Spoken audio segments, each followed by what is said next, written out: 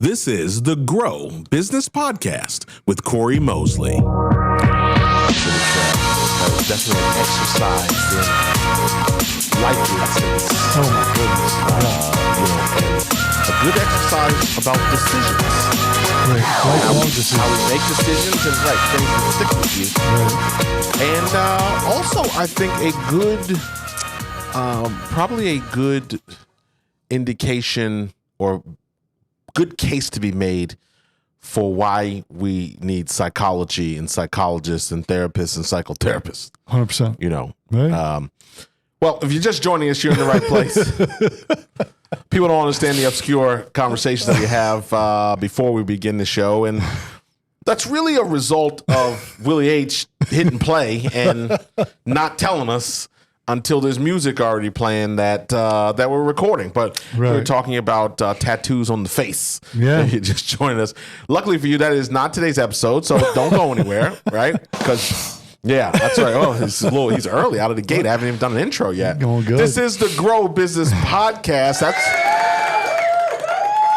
That's it. Okay.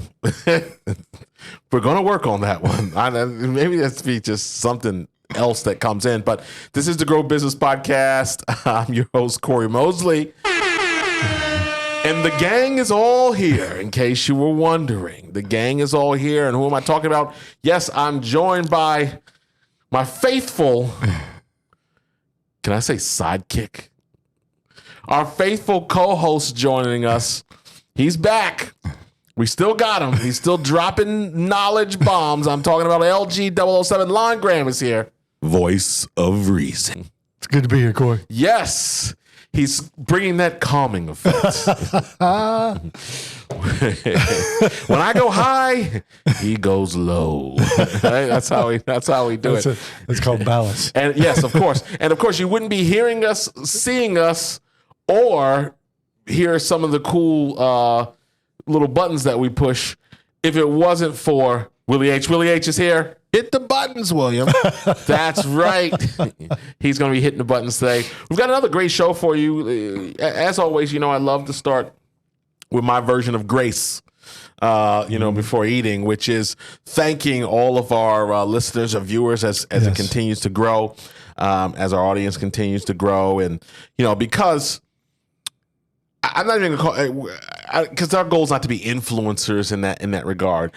But people who don't take on this endeavor, this is one of those clubs, like podcasting. This is one of those clubs that if you're not in it, you don't understand the labor of love and things that go into it. When you're not Joe Rogan or somebody that's got a big deal, right? When you're building, you're episode 25, 30, 40, you haven't broken the 3 digits. So it's a labor of love. So I think the joy, because it's not a check. That's right. Right. So you find joy. That's the key, right? When there's no check involved, we find our joy in other areas. So I think that, the joy is seeing it grow, seeing people come back, seeing us, hit these milestones for downloads and streams, and seeing that piece to say, okay, you know what? We're on the right track. Right. We are helping people, edutaining people. I get emails now with people pinging or posting or sharing and that type of thing. So the value proposition is what keeps us coming back, but it doesn't happen. It doesn't work if our listeners don't come back and are not sharing it. So I always want to start with thanking them. Yeah, thank you. And I've got a note couple weeks ago from a couple that I used to work with, and I'll shout out to Chris and Tim. Okay, that I used to work with when I was at United Airlines, and they listen and they commented. Because you were talking. Yeah, we did learn about that. And they've listened and they've commented a couple of times about how much they enjoy listening to what we're doing. So thank you, Chris and Tim, and for everybody that comes back and when you bring people, thank you for that too. Yeah, no, 100%. We truly appreciate that. Today we're talking about today is buzzword day. Okay. Because we're back to the rules where LG 007 has no idea what we're talking about. We gave him one. This is like, exactly. It's like 8 for me, 1 for you. Right. No. I ran out of ideas. He's out of ideas. He's like, just ask me questions now. No. So, but the 800-pound gorilla in the room is AI. Yeah. So we're talking about AI. We're talking about AI overload today. Okay. Not, wow, this isn't the, how to use AI in your marketing. No, Right. no. We're going to talk about the opposite. Right. We're going to talk about how AI could be crushing your business and killing what you're trying to do, Right. because you've used it to try to put yourself on autopilot. Right. And I'm seeing that happen in a couple different areas. So we're going to talk specifically today about some ways that you may be using AI incorrectly, Okay. because that's everybody's go-to is AI. Oh, use the AI. I'm going to have the AI do it. AI is going to replace everybody. And I think what people are missing is it's a tool, Right. it's not there to rescue everything that you do right or wrong. And it's giving people a platform to pretend like they're experts in things that they aren't experts in. Right. And the challenge is, and this is a long-term thing, and I'm talking particularly to the thought leadership crowd here, Okay. because what's going to happen is you're using AI to put out all this content. Right. And then when you get asked about your content, you don't have the answer Right. because you didn't write it. Right. It wasn't your content to begin with.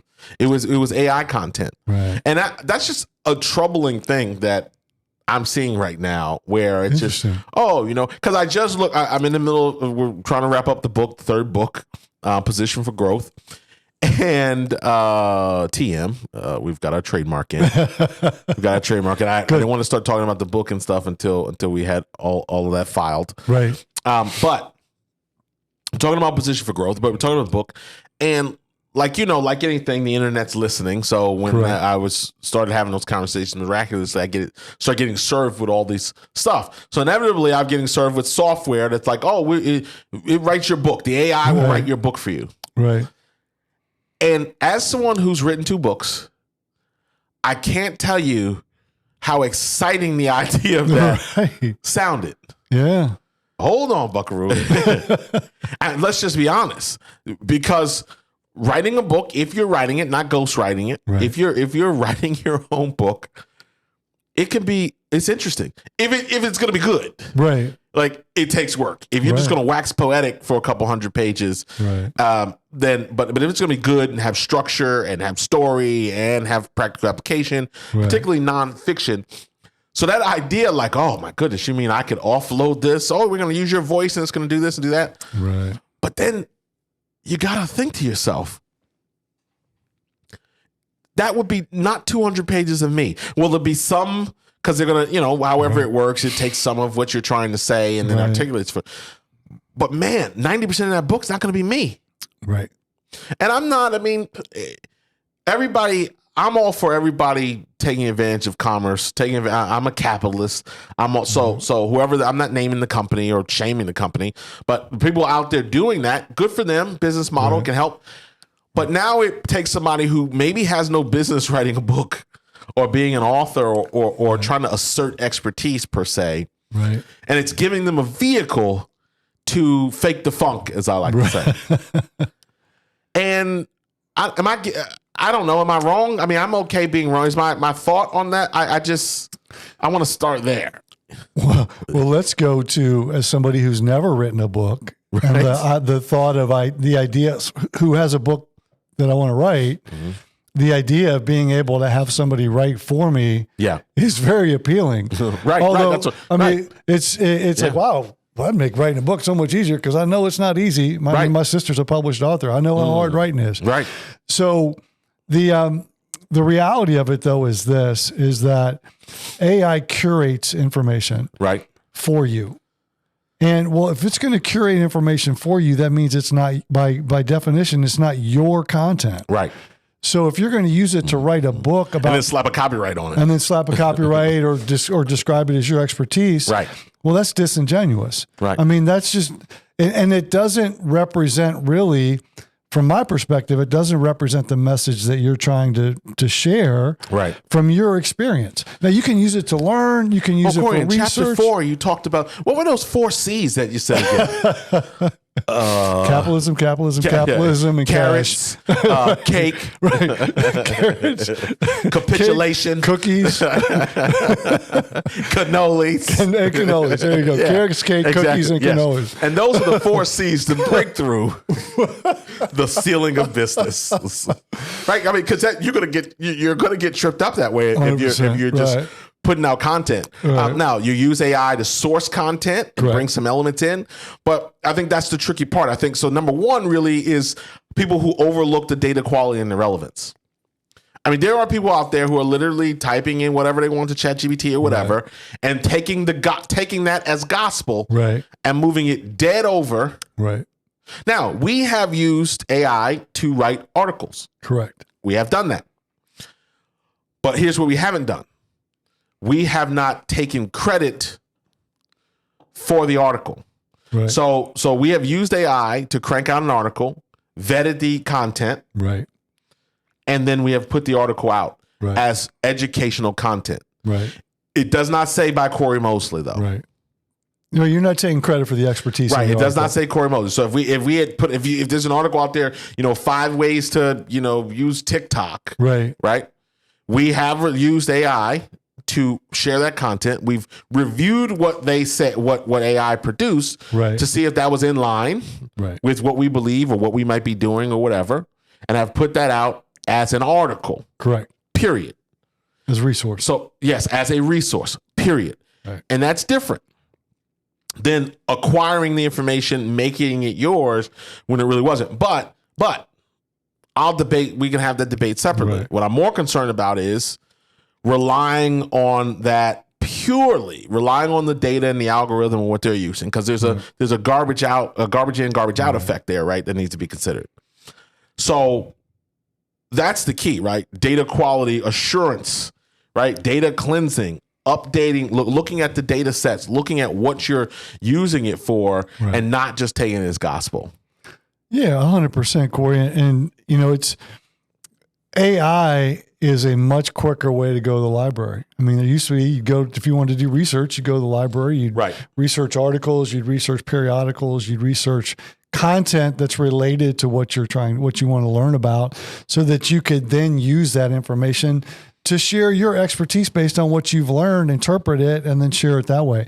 I mean, AI is a tool just like that. Right. You wouldn't repost somebody else's book. All AI does is take a lot of information and put it together. Yeah. And it becomes the tool. And then it's your job, and you talk about thought leaders especially, it's your job as a thought leader to interpret all of that information and then use your experience and your insight to share it in a way that's going to be effective for the topic that you intend to describe or that you intend to talk about, or that is your area of expertise, and you're using that as a way to inform your expertise. Yeah. Right. It becomes the enhancement. Right? Correct. Or to help you identify things. So, I mean, so it's tremendous value. There are people but again, we look at it as the solution. Right. People are using AI to write contracts. Yeah. Well, there are just certain things, there are certain nuances to contracts. I've seen people now rely on that stuff and get into trouble because there was something of value that was missing. There was a clause missing. There was something that should have been there. Right. That so they said, I don't have to pay that attorney $300 an hour or $400 an hour. Right. If you got a good attorney. If you're paying your attorney $50 an hour, check the bar card. That's all I'm going to say. So, but anyway,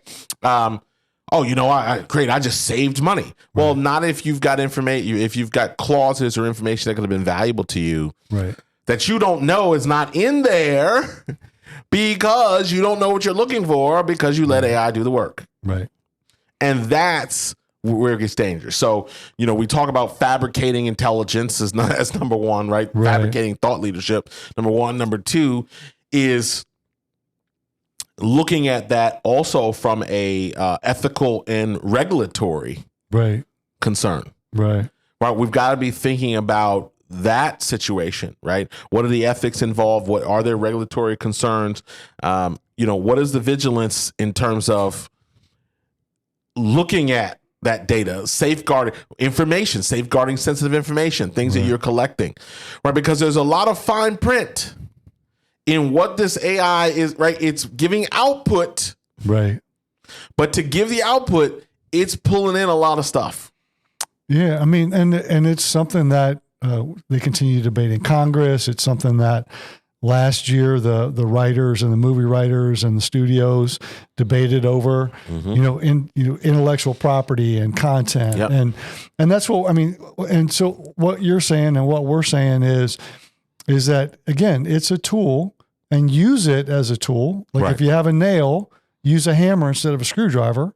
And use AI as a tool, right? But don't use it as your only source of information, and don't use it to create information for you. Yeah, I mean, well, I don't know about the last part. Okay, you just said like not using it to create information for you. It's to your expertise. Yeah, right. Is more of what I meant. I didn't do a good job. Well, it's just kind of like me. Great. I could ask AI right now to give me 7 tips to make to train my dog to sit. Okay. Right. And it's going to do that. And then now if I go right by Cory Mosley on it and then put it out, hey, I just wrote an article on, right. That's like, because you're not, I guess there's a whole conversation to be had about being a practitioner of something. Yeah. And I guess that's a whole other conversation.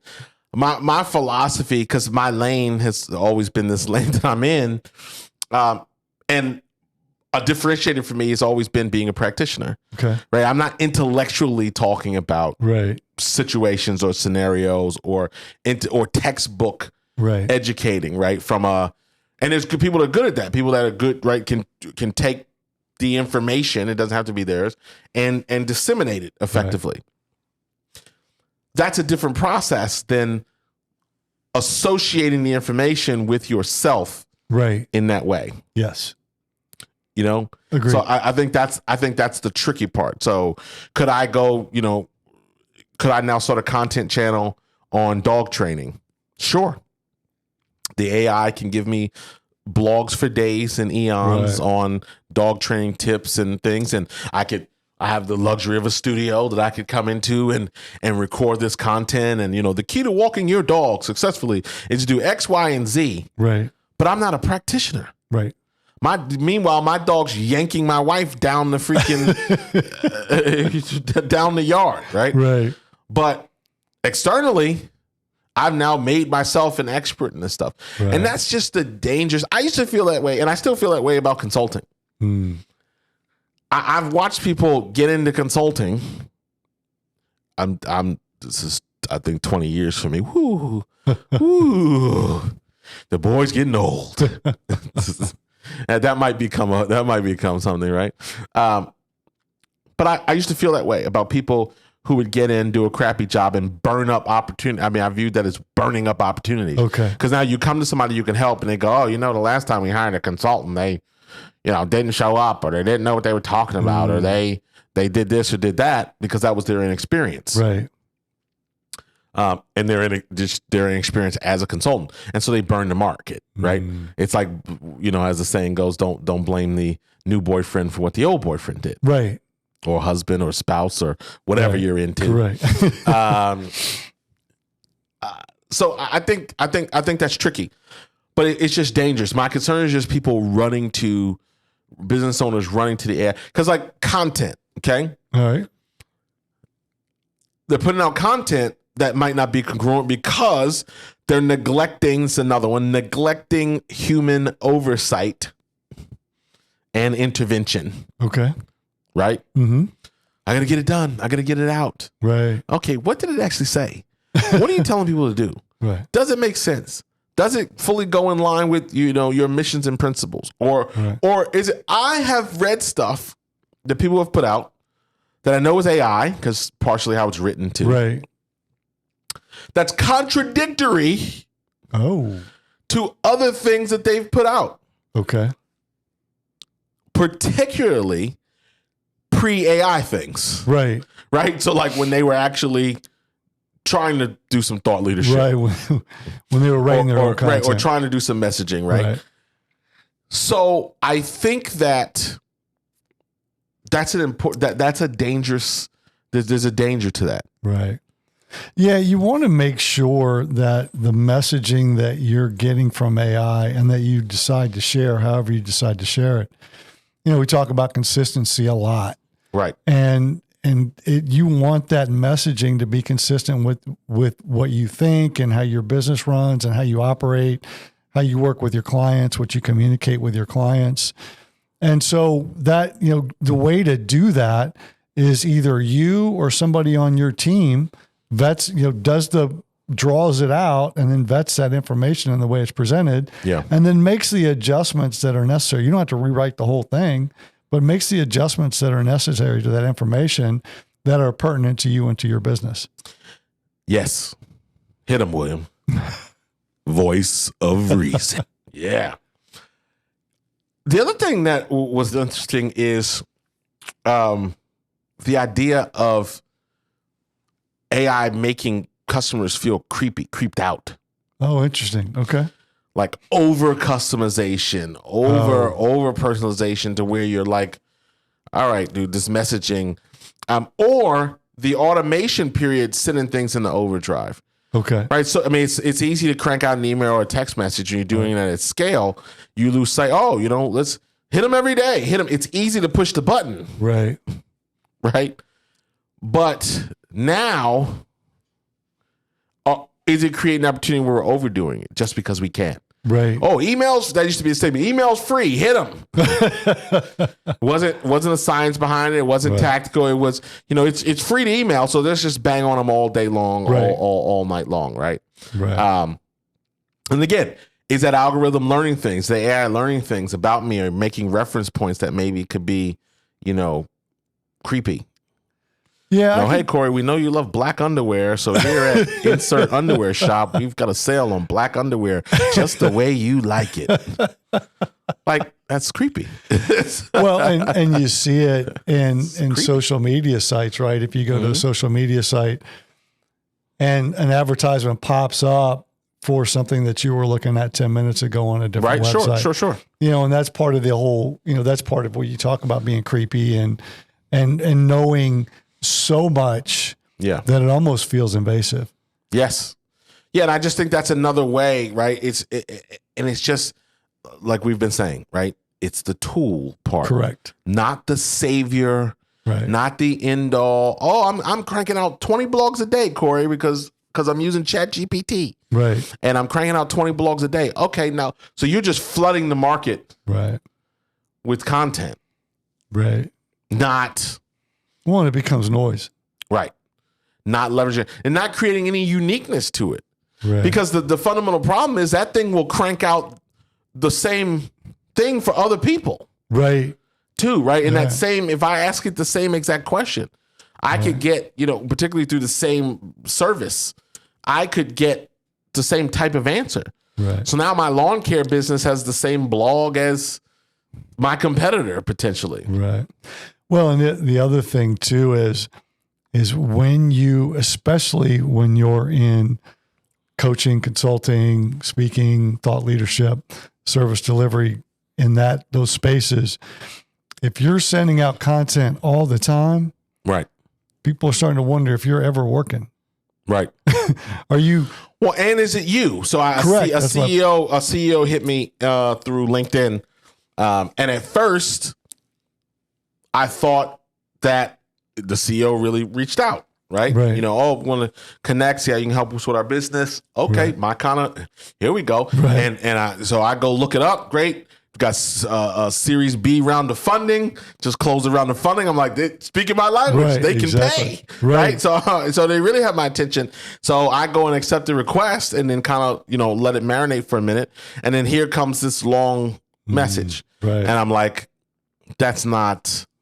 Now I'm like, this isn't that guy, right? So like, there's this skepticism that it creates. But here's the other thing: we've talked about it from a content perspective and a thought leadership perspective, but also, people are training their AI and commands and all these different things to do certain things that they're not following through on. So people are using AI for outreach, right? To get more surveys, get more customer feedback.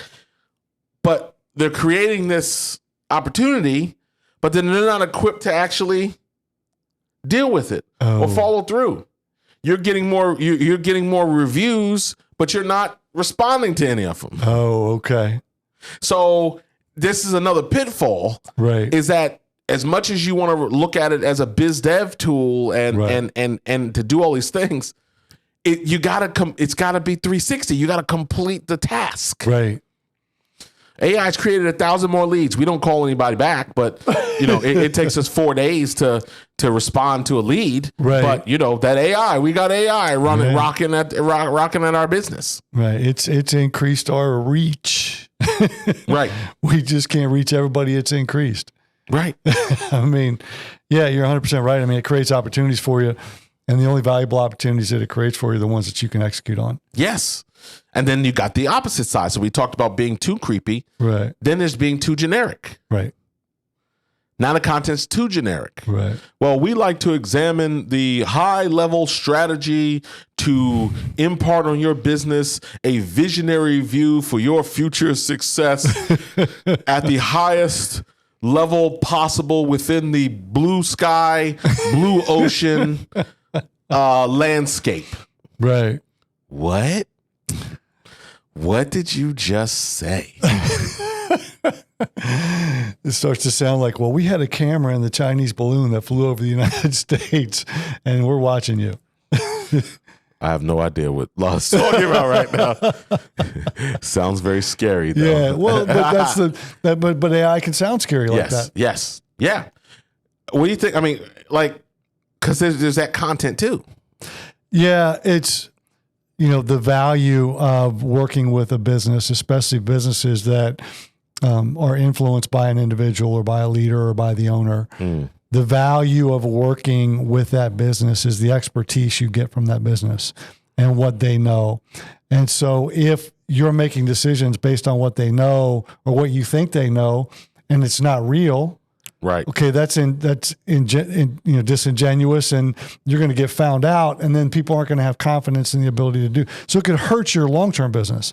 The other side of it is if you're too generic, then people aren't going to choose to work with you because you sound like everybody else. So why, they would, instead of choosing to work with you, they're going to choose to work with the lowest priced product.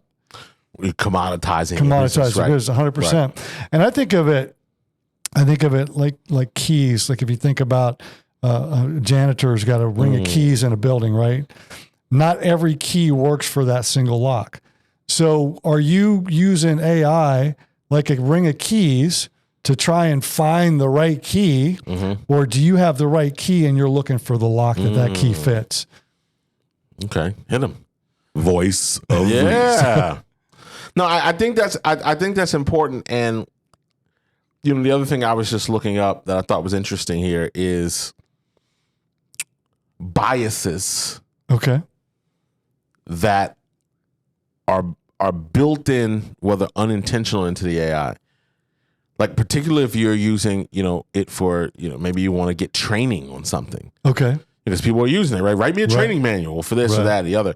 So there are things built into that algorithm that could be related to bias. Okay. That could be discriminatory. Correct.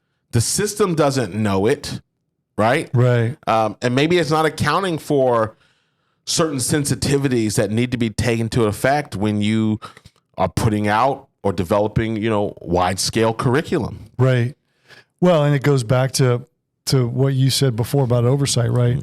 Use it and then have somebody on your team review it to make sure that it is messaging to the right gender, to the right skin color, to the right demographic that you're trying to reach and that you're trying to message. Make sure that if it needs to be sensitive to a certain demographic, that it's sensitive to that demographic. Right. And the only way to do that, though, is to personalize it by reviewing it, whether it's you or somebody on your team personalizes it by saying, well, the content's good. We just need to personalize it to the demographic we want to reach. Well, and here's what's funny. So let's look. So when we talk about it, from a marketing perspective, what I think is interesting is, and we said the garbage in, garbage out part, but I want to illustrate that. What's interesting is the AI will give you output based on what you tell it. So let's just say if you have a wrong interpretation of, like, you want to create some marketing content, Right. it's going to ask you, right, who's your audience? Who's your ideal buyer? Right. If that's wrong, That's or true. you don't have that correct, Right. everything it spits out after that will be a mess. Right. Yeah, absolutely. Like that's important, because now you're going back to what the person perceives as the answer. And if you're not a professional marketer, you're a business owner who now is going, oh, great, I don't have to pay. Right. I don't have to hire a freelancer anymore on my marketing because AI will do it. Right. And AI will ask you some questions. If you don't answer the questions properly, Right. well, it's no different than the exercise we do with business owners. Right. And I ask the business, why should I buy from you? Right. If it was left to the business owner to just put that into AI so AI could create, marketing collateral or information, Right. 99.9% of the time, I have to influence or change Right. what their answer is in that marketing exercise. So if they cut out the expertise of a me or a professional marketer or an attorney Right. or an accountant or whatever, if you pull that Right. expertise out and you have this direct connection between the business owner who may not know what he doesn't know, as they say, and they're left to send the internet information, the AI is only going to push out or try to solve whatever the prompt command solution is based on the information that it's getting. Yeah, and when you're And if you're doing that, William, tee up, what would I say to that? That's just dumb. Yes, go ahead, Lon. I just need to get 100%. that in. Yeah, well, and that's that's perfect for that. The reality of it though is that if you are an expert in your business, you are an expert in your business, and people come to you for that expertise. They don't come to you for expertise in, like, let's say, and we'll use the lawn care, the lawn maintenance business earlier in our conversation. If you're an expert in lawn care and maintenance, whether it's commercial or residential, you're not necessarily going to be an expert communicator. Right. And so if you're the one trying to communicate the benefits of your business, you're going to use it in language that only resonates with you and the people that are on your team, Right. and not the people that you're trying to reach. And so what a professional can do with you and for you is draw out that information and shape it in a way that you can use it to communicate what you're doing to the people that are going to spend money with you, not the people that you're competing with. Right. Right. And again, a lot of great uses. Right. Right. A lot of value in it. Because I'm thinking in my head, I'm thinking about a client was talking about, nanoparticles and this, that, and the other. And I'm like, dude, I have what? And if I'm saying what, Right. the average prospect is going to go what? Right. So now can we use that to, instead of going to a thesaurus, can we go to AI and ask for a more layman interpretation, or how do we turn it into a marketing? How do we explain that from a marketing perspective? Right. Sure, we're using it there.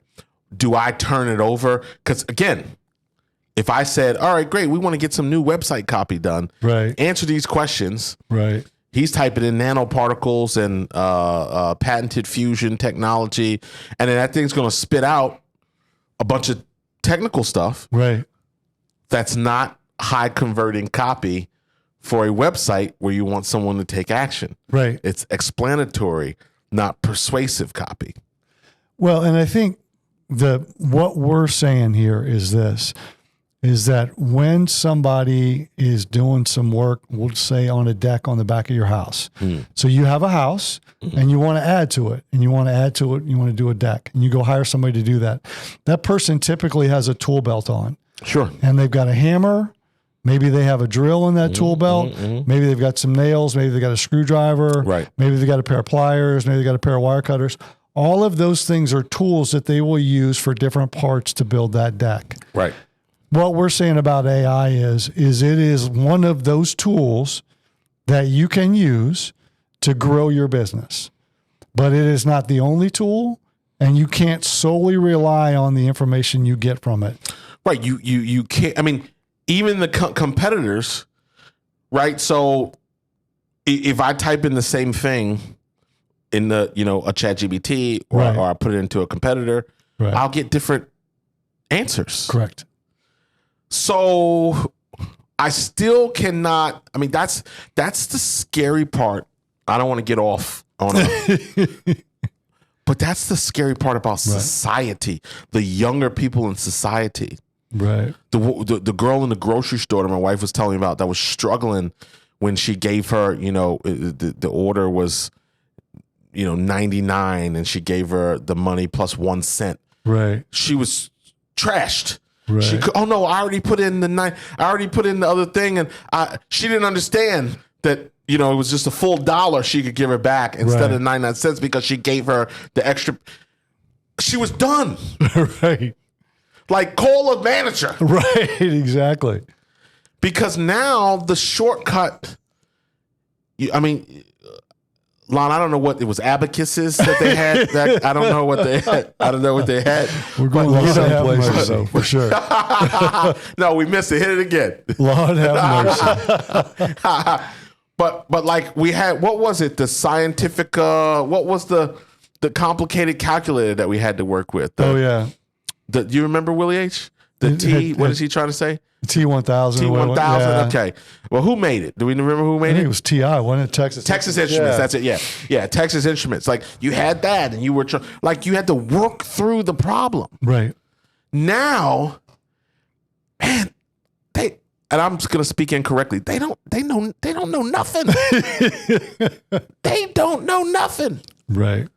It's scary, the critical thinking. So that's my fear here, is that you're not even learning anything, particularly if you're just typing in, using the prompts to get it to do stuff. Right.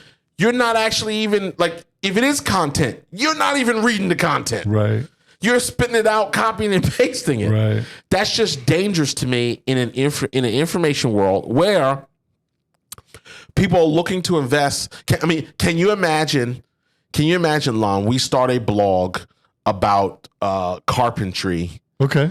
And people want to hire us to install carpets now because we've done all these videos. We've got 72,000 10-tip videos and all this stuff. And we sound so intelligent. Right. And it's like, oh, great. We want to hire you to come lay carpet in our house. We're dead. We are dead. DEAD, dead. Yes. DOA, right? That is 100% true. They're gonna look at what we did, Right? Because we're gonna take the check, right? So let's We're gonna figure it out. We're gonna figure it out. But they're gonna look at what we did, Right. and say, this does not match. Right. All this great information, just because the branding is going to be tight, right? We're going to have a great website. The blog is going to be great. All this great content. But then it was time to actually take action. Right. It's the dating coach that can't get a telephone number in a bar, right? He's got the 5 tips to persuade and influence and seduce. And then he gets to the club and it's like, oh, right? Hold on, Buckaroo. Hold on, Buckaroo. That's right. That is 100% right. Yeah. So I don't know. I wanted to get that out because AI is very prolific. People are building speaking careers based on it. There's obviously books out, there's content. And it's very valuable. I mean, we've used it. We use it in different ways. We use it to help our clients, identify their ideal audience when they don't. We use it to extract and create ideas that may guide decisions. Yes. We use it as an information source to help us make decisions or provide guidance or to expedite a creative process, like in our world. Right. And I'm just imploring people, and really today what we wanted to just say is, as Lon said, consciously look at it as a tool, consciously look at what parts of it are the most valuable to you. Right. And then explore how to go deeper. You don't have to jump in the pool. Right. And now you're just surrounded. It's just AI is running your life. Right. You can dip your toe. You can get a specialty. But look at the ways that it can enhance what you are doing to potentially drive your business. And unfortunately, sometimes that does create economies of scale. Right. It can be a tool to save money on resources, Right. Or save money. Think about software. Like, you're going to watch clips of this. Right. We're using software to do that. Right. As opposed to 5 editors banging away and having that expense, right? The software is expediting. But Willie H. don't walk away from the computer, right? And right, if we're looking at that, if we're using software to help that process, he's not just putting it in, taking it from there, and sending it out to the world. Right. Hit the buttons, William. There's action. I mean, there's steps that have to be taken there. Well, and I think if using us as an example, we're using AI as a tool to create clips and to create some marketing resources for the content that we actually create ourselves. So Right. this conversation is real. Right. And we're using AI to create highlights of this conversation. But not as a runaway freight train, right? Because Right. when it extrapolates that, William, Vanya, one of our editors, they've got to look at to make sure it makes sense. Right. To make sure, like, there's that's that checks and balances. Right. Versus people who are just relying on it. Right. They're like, oh, I got 32 clips. Let me get them out. Right. And now they're cut wrong. The points don't make sense. Right. The cuts are not even good. Right. They don't have a Because clear nobody's start paying. and stop. Nobody's paying Right. attention. Oh, it was just the excitement that for $99 a month or whatever, I can now be Gary Vaynerchuk. Right. Right. In theory. Well, in theory. And the reality of it, though, too, is that's not replacing the content that we're creating here. Right. We're actually having these conversations and we're Right. coming up with these ideas. I And am we're- not an AI bot. But the point is, though, Or am I? Am I here right now as I stare into, put it on camera too? Camera 2, right, exactly. Am I an AI bot? Or is it really me? Maybe if I move around like a robot, do you think? Are we really here, Lon? Break the background. Well, and I Really, think, H, is Lon really here? Go to 3. Is he really here? Are you here, Lon? I'm right here. Okay. I'm here. All right, we've confirmed. You can go wide. We've Right. confirmed that Right. we're both here. Exactly. Yeah. And really, though, the danger is don't use it to create to make it look like it's you, Right. or don't claim it if it's not you. If it's not Yeah, because yours. it's a new thing. I mean, I've seen some. The one thing I've learned, amongst many things, but is just because something's cool, right. just because that doesn't mean it doesn't mean that cool new thing has practical use for you, Right. or your business, or is actually solving a problem versus creating more busy work. Right. And you really have to, in my opinion, drill down to the use case for you. Well Woo. said. When the church say amen. The use case for you. You really got to sometimes you just got to do a good old fashioned Ben Franklin on a situation, on a software, on a thing. Oh man, that sounds good. We should use that in our business. Okay. What does that actually mean? Right. What's the return on investment? What's the return on energy? ROE, which Right. is my line. Make it drill down versus just saying I need to get in the game. Oh, we need to be in this game. Right. That's all. Well, and That's all I got. Well, and know what you want it to accomplish for you. Yes. And if That's it's going to do that, then use it to do that. 100%.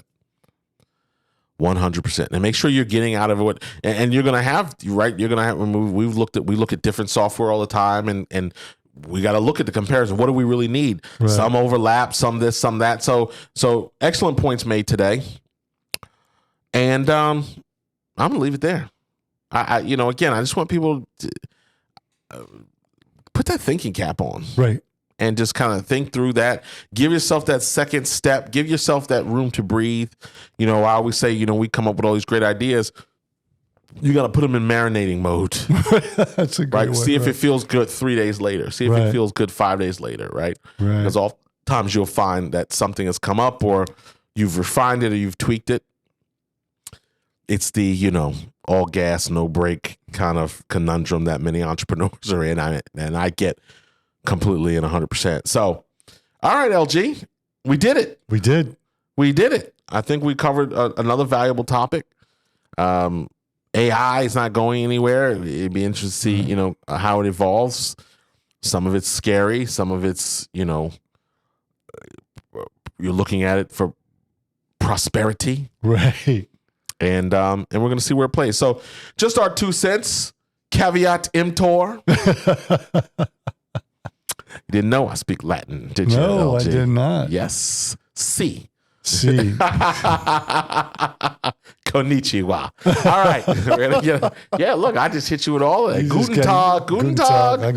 Guten Tag. I don't know what I said, but I said it. Right. Good day.